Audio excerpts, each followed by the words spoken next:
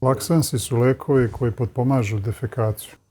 Koriste se kada promene u ishrani i načinu života ne mogu da dovedu do regularnog pražnjenja debelog creva, što podrazumeva najmanje jednu normalnu stolicu na 48 sati. Primjena laksansa, drugi naziv purgativi, katartici, zahteva opreznost, jer su moguće brojne interakcije sa drugim lekovima koje pacijenti inače uzimaju, naročito sa diureticima.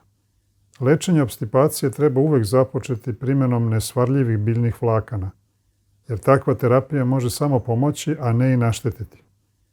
Nesvarljiva biljna vlakna pomažu kod opstipacije jer vezuju za sebe vodu, bubre i povećavaju zapreminu crevnog sadržaja, stimulišući peristaltiku. Najčešće se koriste pšenične mekinje i vlakna iz biljaka roda Plantago. Nazivaju se još psilium i spagula, poreklom iz Indije. Ove biljke se inače koriste za proizvodnju sluzavih materija. Da bi biljna vlakna delovala, neophodno je da pacijent unosi dovoljno tečnosti. Neželjenih dejstava kod upotrebe biljnih vlakana praktično nema, a postoje i dodatni pozitivni efekti, kao što je sniženje holesterola u krvi. Najčešće korišćena grupa laksansa su stimulativni, uglavnom derivati antrahinona i difenilmetana. Lekovi iz ove grupe s jedne strane direktno aktiviraju enterički nervni sistem u zidu kolona, a sa druge stimulišu ćelije sluzokože da sekretuju vodu i elektrolite, što zajedno dovodi do pražnjenja debelog creva. Osim antrahinonskih derivata iz biljaka, iz sene, aloja, rabarbare, pasije leske, u stimulativne laksanse spadaju i sintetske supstance, na primjer natrium pikosulfat i bisakodil.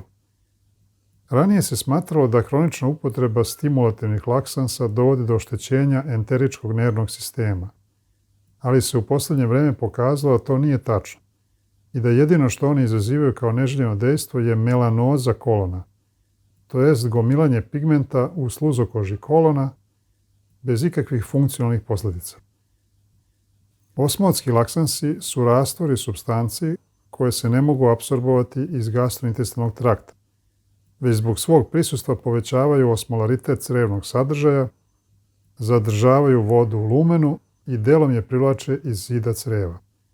Ulaskom vode u lumen dolazi do povećanja zapremine crevnog sadržaja i širenja creva, što stimuliše peristaltičke talase i potiskivanje crevnog sadržaja ka izlazu.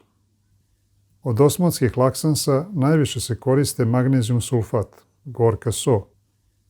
Makrogol sadrži krupne čestice polietilen glikola u rastvoru elektrolita, natrijuma, kalijuma, hlora i bikarbonata, i laktuloza, to je disaharid galaktoze i fruktoze.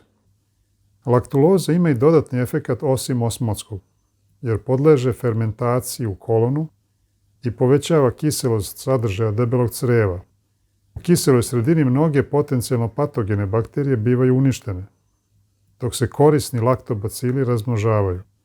Najzad, veća kiselost dodatno stimuliše motilitet creva. Moguća neželjena dejstva laksansa su elektrolitni poremećaji, posebno hipokalemija, dehidratacija, alergijske reakcije i retko oštećenje jetre. Pošto bar polovina pacijenata sa opstipacijom nema adekvatan terapijski odgovor na već pomenute klasične laksanse, razvijeni su novi lekovi koji ili povećavaju sekreciju u gastrointestinalnom traktu ili deluju preko serotonergičkih neurona u mišićnom i submukoznom pleksusu.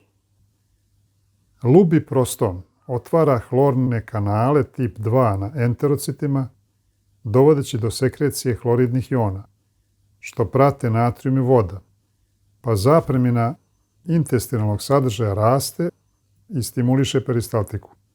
Lubiproston se u kliničkim studijama pokazao efikasnim, a od neželjenih dejstava izaziva mučninu i glavobolju.